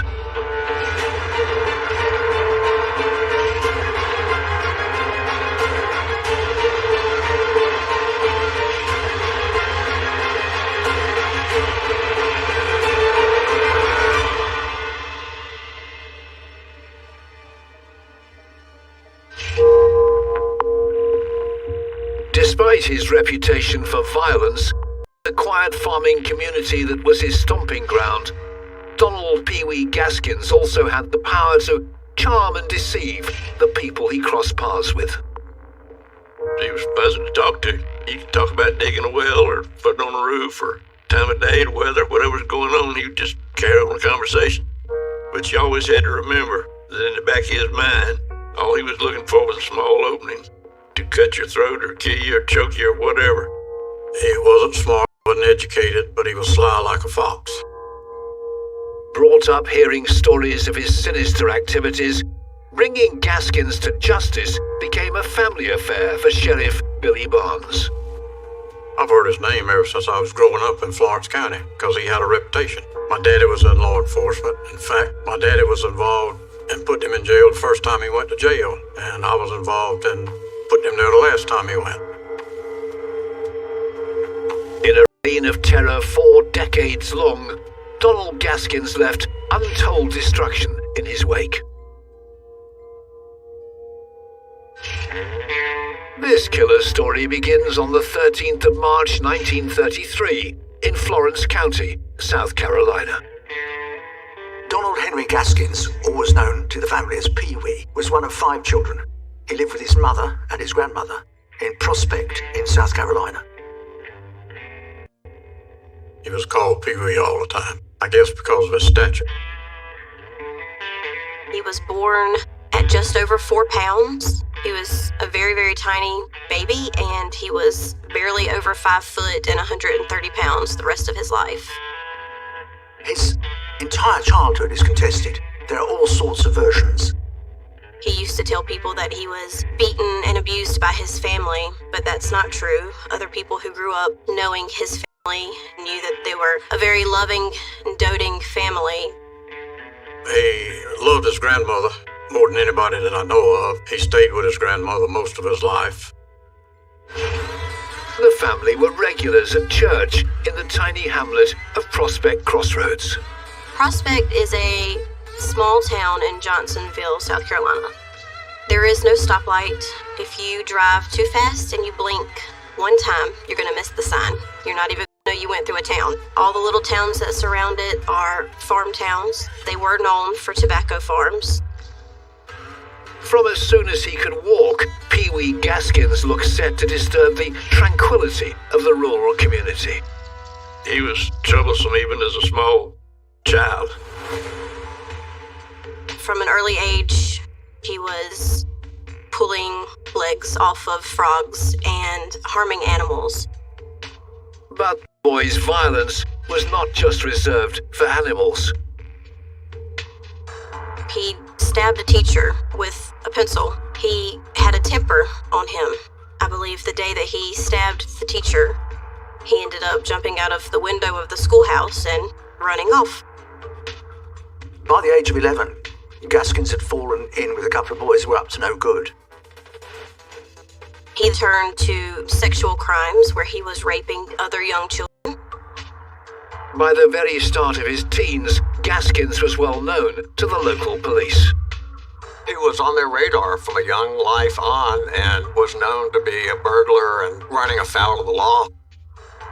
By the time he's 13 years old, he's a career criminal, and that is highly unusual, especially when you overlay it with the reports of his cruelty to animals. This is telling us, really, there may be personality disorder here, and it's something that's probably going to be very problematic in the future. Podcaster Nicole Simmons grew up hearing stories about Gaskins, who was a neighbor of her great aunt, Mary Alice. Mary Alice was born in 1930 in Effingham, South Carolina. When she was being raised, her home sat right next to where he was being raised. Their houses were so close together. I remember my uncle saying one time that you could almost pass a cup of sugar from one window to the next. In 1946, 16-year-old Mary Alice caught her young neighbor, Pee Wee Gaskins, breaking into her family home. And she grabbed a hatchet, and when he came in, he took the hatchet from her. Pee Wee raped her and hit her in the head with the hatchet and left her in the ditch of a cornfield. I am pretty positive that he thought that she was dead. There were some men coming along the side of the road that found her and took her to get her help, and she was very blessed and fortunate to not have severe wounds. She healed just fine, and she lived to tell her story. And because of that, at the age of 13, that ended Pee Wee into reform school. Perhaps unsurprisingly, Gaskins rebelled against the harsh conditions of the reform school, escaping a number of times. On one occasion, he was reportedly brought back having married a girl he'd got pregnant. While Gaskins was at reform school, he stabbed a fellow pupil who has supposedly attacked him sexually. I think most of the things that Gaskins did were pretty impulsive. This is instant gratification or total recklessness and just dealing with things as they come along. In 1951, Donald Pee Wee Gaskins was released from juvenile detention. Years of reform school had done nothing to curb Gaskins' malevolent urges. In South Carolina's tobacco belt, he soon found new criminal opportunities. In 1952, Gaskins was involved in insurance fraud. He was burning down barns so that the owner could claim money. But he was discovered by one of the owner's daughters, and he lost his temper, and he hit her over the head with a hammer. We saw him eventually sentenced to 5 years in adult prison. Gaskins ends up in prison there for attempted murder. He's got no fear of violence. He's got no fear of people or the system. So it's unsurprising that when he goes into prison, he starts to assert himself in there as well and gets involved in the murder of another inmate. Gaskins pleaded guilty in 1954 to being an accessory to the murder of a fellow inmate. Another 3 years were tacked on to his sentence. The other prisoners then became scared of him. If he can take this guy down, we need to watch our backs. Paroled in 1961, 28-year-old Gaskins fell off the radar of law enforcement for a little while. But in June 1964, he made the papers once again. He escaped out of the old Florence County courthouse. Gaskins was caught molesting a teenage girl and was charged with statutory rape. He jumped out of the second-story window, and that's how he hurt his leg, and he would walk with a very distinct limp as long as you were looking at him. But he did that, I think, just so if you turned your head, he could run from you. After 2 months on the run, Gaskins was caught and sent back to jail. By the age of 35, Donald Pee Wee Gaskins had spent more than half his life incarcerated. Released in 1968, he was free once again, but far from turning over a new leaf, he was ready to escalate. Only this time, he did not plan on getting caught.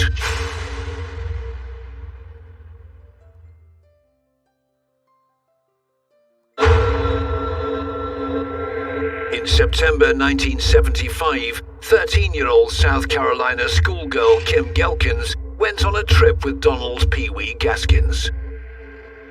Kim Gelkins was a young lady from Charleston.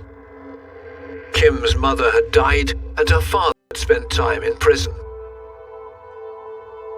42-year-old Gaskins was by this time living with his new 19-year-old wife, and Kim Gelkins had become friendly with her. Pee Wee met her in Charleston, where he was working, and brought her back to Florence County with him. She was staying with him and his family, and one night he just told his family he was taking her to the bus station and sending her back to Charleston to her family. Kim Gelkins never arrived home to Charleston. And it was her sister. She went to school and said, "My sister Kim has gone." And it was the teacher who reported Kim's disappearance.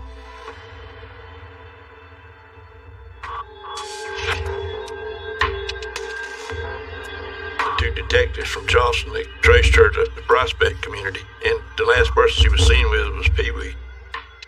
When the police searched a property he owned in Lake City, some of Kim's clothes were discovered. And so that's what put the spotlight on Pee Wee. On the 14th of November 1975, a warrant was issued to arrest Gaskins on suspicion of contributing to the delinquency of a minor. But when Charleston police contacted colleagues in Florence County to locate him, they began to suspect that if Kim had not simply run away, and that if she had come to harm, she was not the only one. On his release from jail in 1968, Donald Pee Wee Gaskins had returned to the Midlands of South Carolina. And he was just a itinerant type of worker, sort of handyman, carpenter, roofer, well driller. Sometimes he was living in Charleston area. Sometimes he was living in Sumter area. And then I guess sometimes he stayed around Prospect in Florence County where he was born and raised. He was a hard-working fella. He worked all the time. He just had bad habits when he wasn't working. Petty crimes, breaking in, stealing. In the early 1970s, however, Gaskins' criminal enterprises went largely unnoticed by the authorities. He was not on the radar of law enforcement.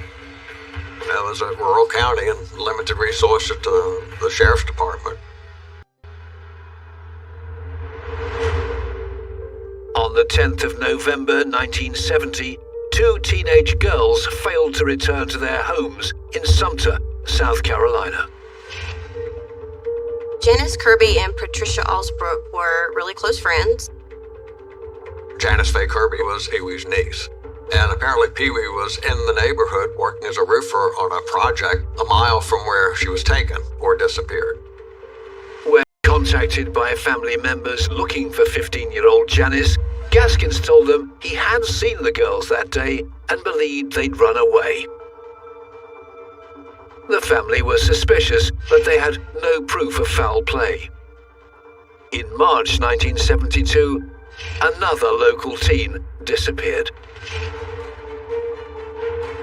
Martha Dix, always known by her friends as Clyde, liked to wear men's clothes. She would hang out at the auto repair shop where Gaskins worked. Martha Dix was never seen again. By now, local people had become wary of crossing Donald Pee-wee Gaskins. He was pretty tough in the community. Everybody down in Prospect, they were all scared to death of him. He drove a hearse, and he used to tell people that's what he hauled his bodies to his private cemetery in. Most normal people don't choose a hearse to drive around for their daily vehicle. He actually had a small sign that says, "I'll haul anything, dead or alive." He told everybody else that he had a shovel in there just waiting on them, so they better not tell anything they saw him doing. In June 1974, Gaskins' name was associated with another local disappearance. In late June 1974, Johnny Sellers and his girlfriend Jessie Ruth Judy disappeared. She was only 21 or 22. Their mothers report their disappearance. Johnny and Jessie had been spending a lot of time with Gaskins. I don't know whether they were involved in the criminal activity or enterprise somehow. The couple were never found. In the spring of the following year, Gaskins began spending time with a local man called Walter Neely. Walter Neely and Pee-wee were very good friends. They did some crimes together. He was about the same size as Pee-wee, really, but Walter was just kind of the buddy that was there to boost Pee-wee up and make him feel big. In March 1975, Gaskins recruited Neely to help him repaint some stolen cars. The following month, 2 more associates of Gaskins vanished. Diane Neely was Walter Neely's wife. Diane disappeared along with Avery Howard, the man she'd been having an affair with. Just as with 19-year-old Martha Dix, no one at the time had reported the couple missing. People weren't noticed as missing, but the kind of people that Gaskins is mixing with, if you like, they're on the fringes, they're on the edges of society. There were people who traveled around in the circles that Pee-wee traveled in. I don't think you'll find anybody around here that can tell you anything about them.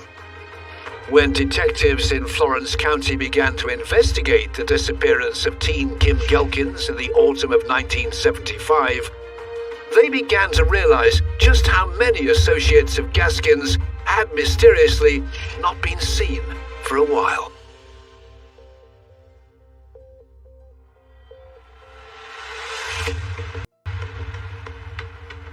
Once they started peeling back the layers of the onion, I mean, there was just more layers and more layers, just more things that they could attribute to him. They were last seen with Pee-wee.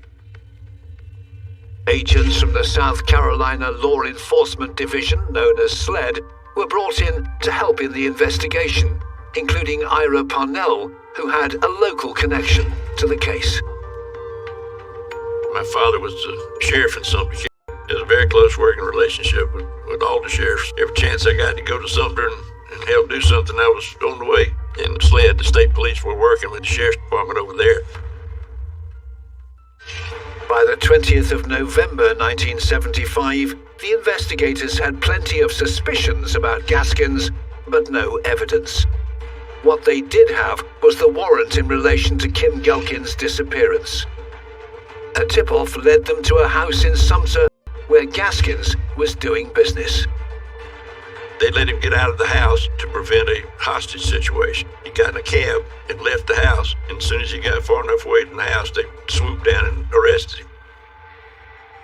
While SLED agents orchestrated the sting, the arresting officer was Sheriff Bird Parnell.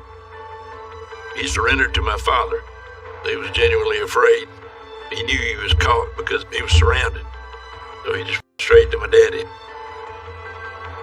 And he had a ticket for Tupelo, Mississippi in his pocket. I would assume that he was trying to make a getaway.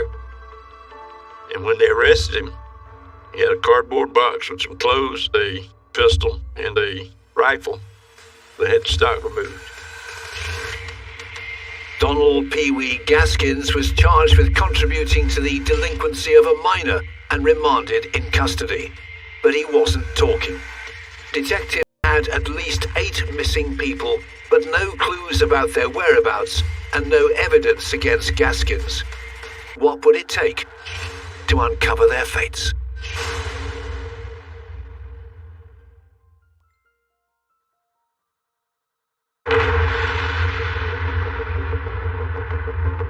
In November 1975, with 42-year-old Donald Pee Wee Gaskins now in custody, South Carolina law enforcement agents looking into a spate of missing people began to lean on his known associates, including his sidekick, 30-year-old Walter Neely.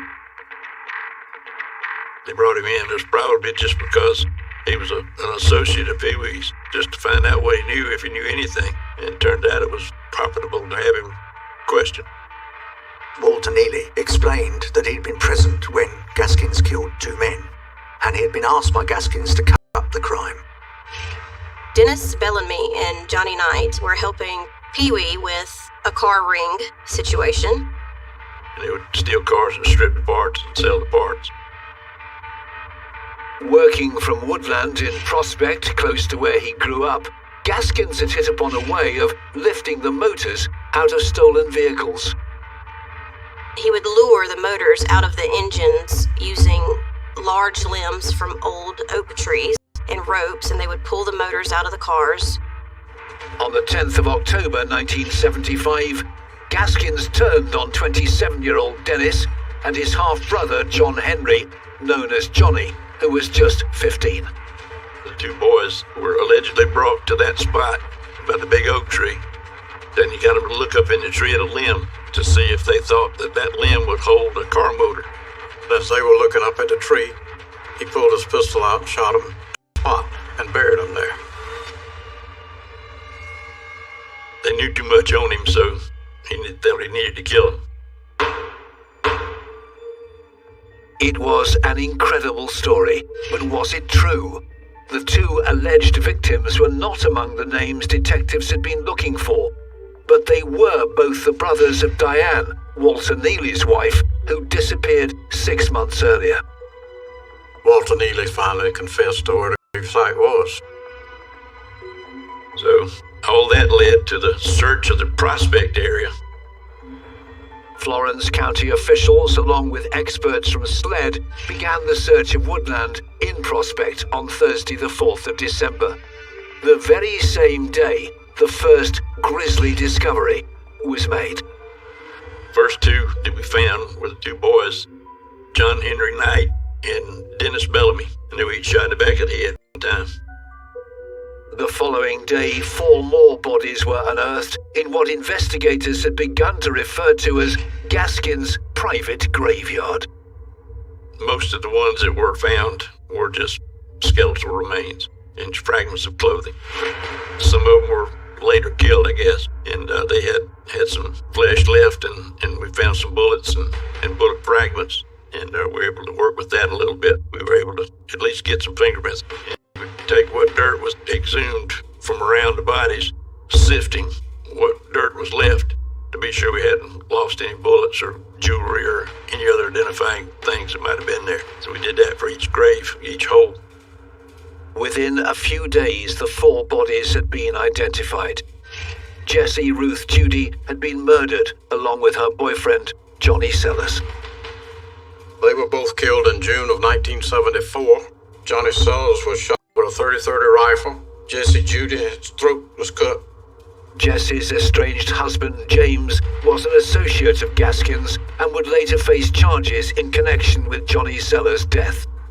The other couple was Avery Howard and Diane Neely. Diane Neely was the wife of Walter Neely. They were both killed in April of 1975. Diane had been shot and stabbed. Avery's cause of death was difficult to ascertain. I don't recall there being any ballistics evidence, so I'm thinking he was probably stabbed. Just under a week later, the searchers made a discovery that was even more horrifying. We found a mother and her 2-year-old child's skeletons. They were just wrapped in plastic, and the child was stuffed in a stump hole. It's like an old rotted out tree stump that creates a hole in the ground. Very shallow graves.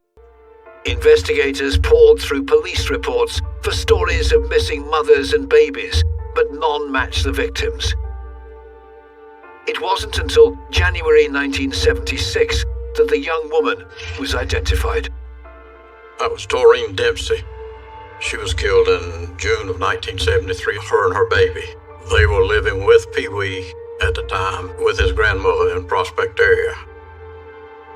With poor winter weather setting in, the search was halted. Though 8 bodies had been found, the 3 teenage girls, Janice, Patricia and Kim, were still missing, with no resolution for their desperate families. With Gaskins still denying involvement in any of the cases, in April 1976, he and Walter Neely were charged with the 8 murders. Gaskins' first trial in 1976 was for the murder of Dennis Bellamy. I testified how I had recovered the body, I helped recover the body, dug it up, flew to Charleston for the autopsy, watched Dr. Sexton remove the bullet from his brain, put it in my hand. I cleaned it up, put it in a container. SLED agent Parnell had compared the bullets with the pistol Gaskins had been carrying the day he was arrested. Of course, I had the gun at the time to show him. It was a Beretta 32 semi-automatic pistol, and I found sufficient individual identifying characteristics to conclude, based on my examinations, that it was my opinion that these 2 bullets were fired by this gun and no other gun. Gaskins' adult daughter testified that the gun was his and that he always had it by his side. He had a nickname for the gun. He never let baby too far out of his hip pocket. His daughter could also place Bellamy and his half-brother Johnny Knight with Gaskins the night they vanished. He went to his daughter's house one night, and he had 2 strange boys that she had never met, and they went off into the woods. There were many nights that he came over to his daughter's house with blood on him, and he would claim that he hit a deer, and she would go outside and there would be nothing wrong with his car. Gaskins' defense was to blame the murder on his friend, Walter Neely. On the 27th of May 1976, the jury deliberated for less than an hour before finding Donald Henry Pee Wee Gaskins guilty of the murder of Dennis Bellamy. The following month, Walter Neely was also found guilty of the murder. Both men were sentenced to death, but months later the sentences were commuted to life in prison after the U.S. Supreme Court overturned South Carolina's death statute. In November 1976, reportedly in return for a conjugal visit from his wife, Gaskins made a partial confession. He told us about the first victim was Trish Ann Allsbrook. She was killed in 1970. Patricia had last been seen with Gaskins' niece, Janice Kirby, who was also missing. On the 4th of November 1976, Patricia's remains were recovered after local law enforcement deciphered a cryptic clue Gaskins had given them. We were working with the sheriff's department over there to try and locate a place that Pee Wee kept referring to a cement slab. One of Daddy's deputies lived less than a half mile behind an old house spot where there were 3 or 4 concrete slabs over the septic tank in the front yard. And we pried up the concrete slab, shined the light down there, and sure enough, there was a skeleton. She had on a pair of pantyhose, and that had her whole lower skeleton contained. They brought in a septic tank suction truck to clean out the tank, and after they sucked the septic tank clean, they found her high school ring with her name in it, and that's what identified her body. The discovery of the 17-year-old girl's remains brought answers for her grieving family. But the roll call of grisly revelations was far from over. There were many victims left to find, and Pee Wee Gaskins was ready to confess once and for all.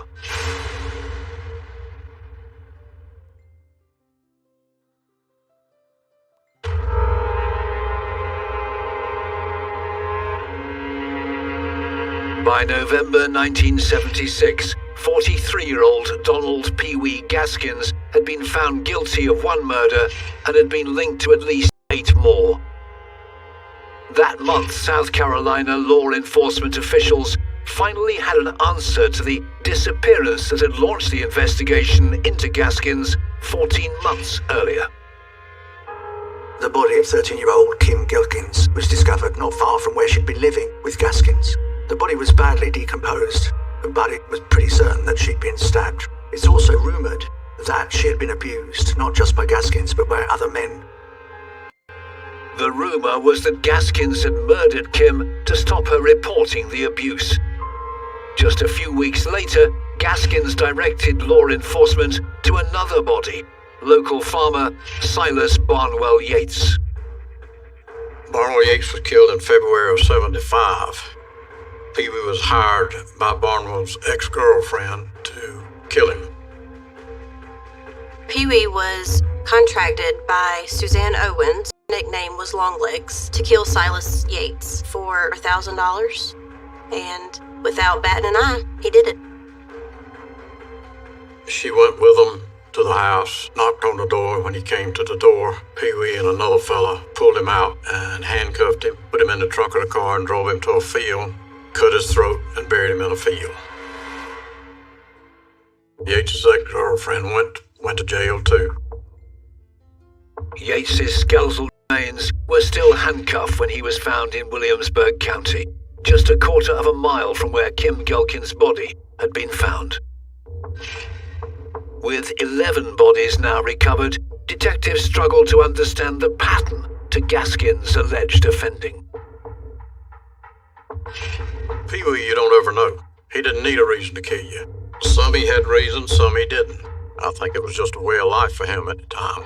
I don't know that he enjoyed it. It didn't bother him. He didn't have a conscience about it.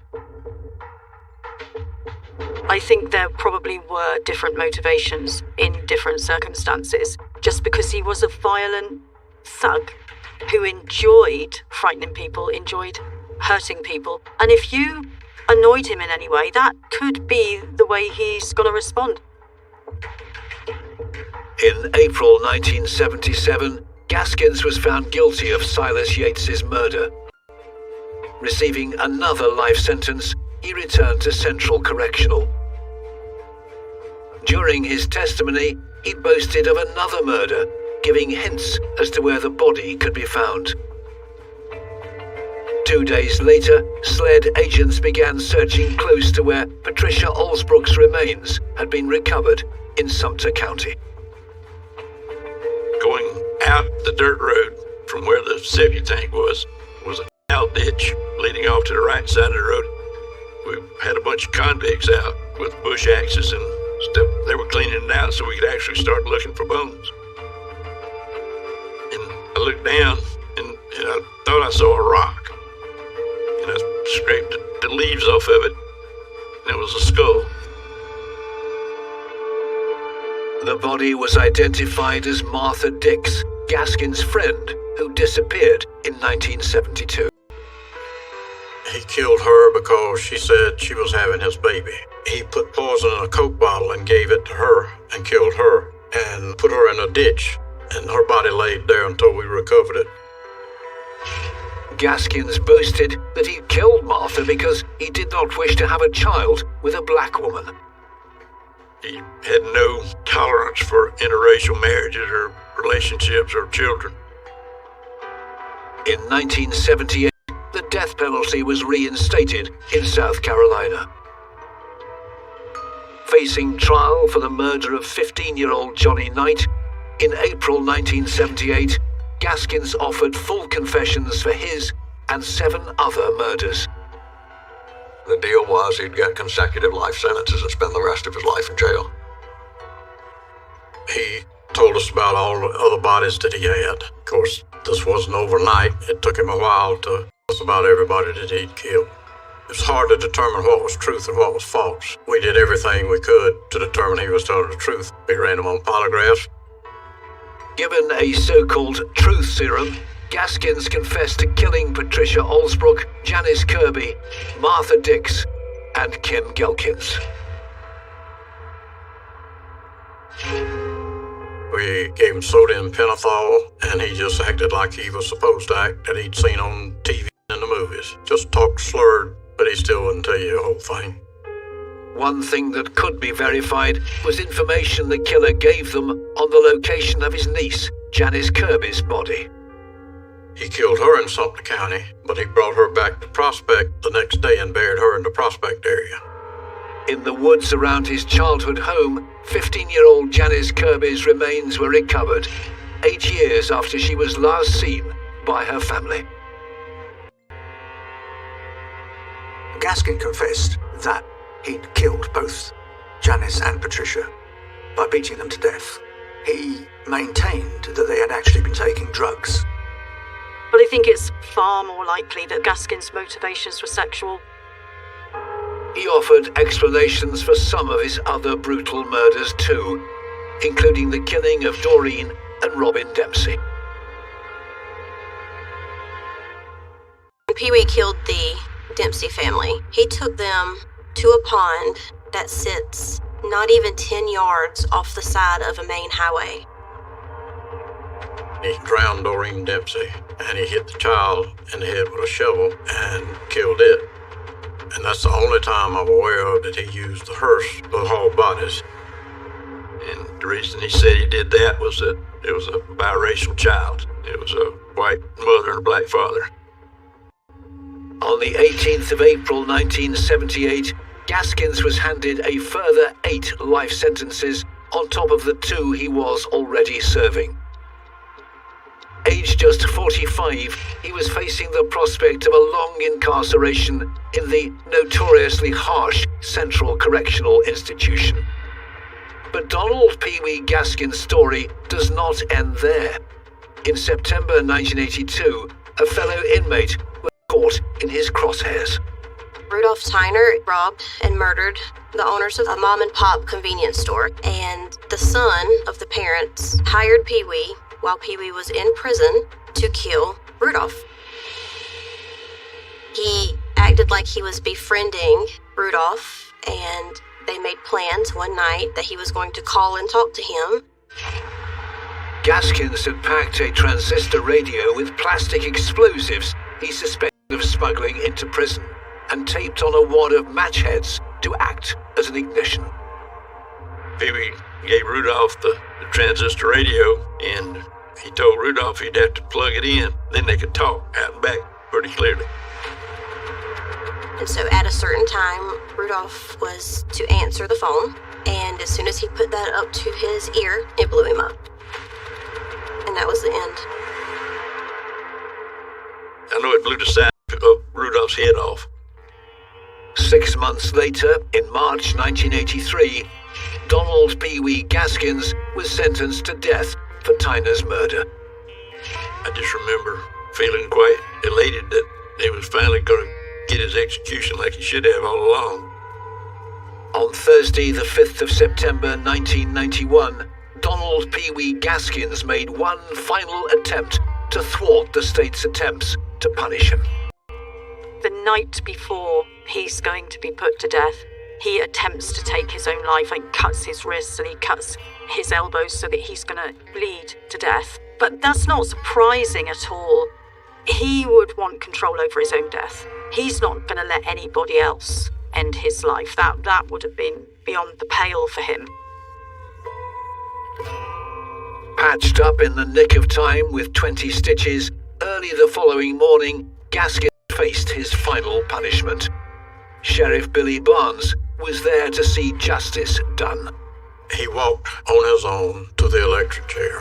He crawled up in it. The electric chair is a pretty big chair, and he's a small fella. And he crawled up in it, sat down, and They strapped him in, they asked if he had any last words. He said, "Let's go." And they followed through the electrocution.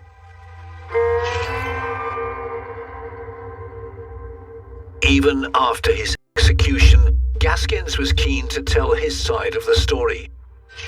He'd been barred by the courts from publishing his book, The Final Truth, until after his death. Gaskins claimed in the book to have killed more than 100 people. He is very detailed in the things that he claims he did. He did claim to have many victims that would never be found.